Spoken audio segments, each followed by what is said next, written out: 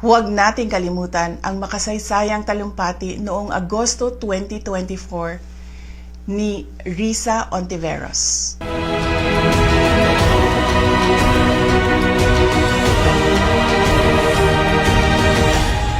Assalamualaikum warahmatullahi wabarakatuh. Madayaw, ug maayong adlaw kaninyong tanan. Magandang araw sa inyo lahat. Ang impeachment complaint na inendorso ng akbayan ay isang papel na walang kalakip na kahit anong ebidensyang magpapatunay sa mga paratang na isinasaad dito. Hindi na ito bago. Matatandaan na ang impeachment laban sa akin ay naging sagot nila sa aking pag-alis sa gabinete.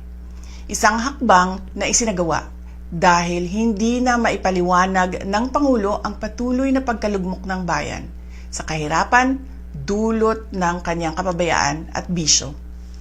Noong 19th Congress, binuksan pa nila ang isang Investigation in Aid of Legislation. Hindi upang lumikha ng batas, kundi upang magsagawa ng isang malinaw na fishing expedition para sa planadong impeachment laban sa akin. Paulit-ulit nilang ibinandera ang isyung Mary Grace Piatos bilang umano'y bahid ng katiwalian. Kahit na sa kabila ng lahat ng investigasyon ay wala silang naipakitang kahit isang direktang paglabag sa paggamit ng confidential funds.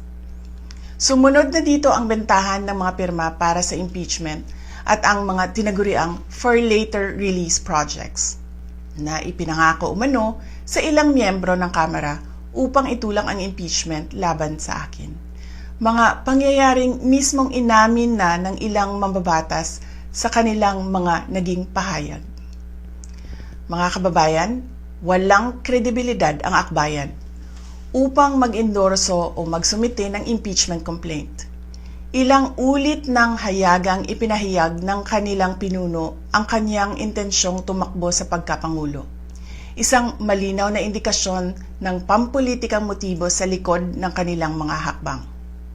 Huwag nating kalimutan ang makasaysayang talumpati noong Agosto 2024 ni Risa Ontiveros, kung saan malinaw niyang inilahad ang tunay na motibo ng akbayan bilang isang grupo. At habang ang anak niya ay may kapangyarihan pa, hindi magiging madali ang ating laban.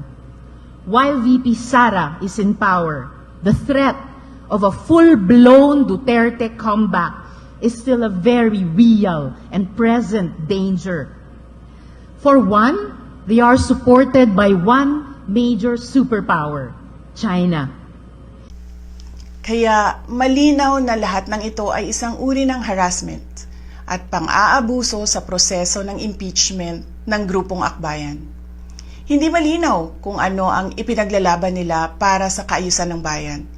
Pero napakalinaw ng kanilang pamumulitika at pagpapahirap sa usaping diplomasya ng ating bansa. Sa huli, ang tunay na laban ay hindi lamang laban ng iisang tao o iisang grupo. Ito ay laban para sa katotohanan at sa dangal ng ating bansa.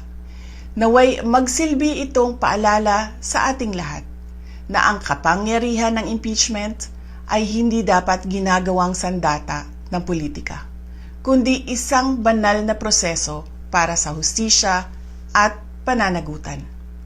Sapagkat kapag nanaig ang abuso, ang tunay na talunan ay ang sambayanang Pilipino. Syukran.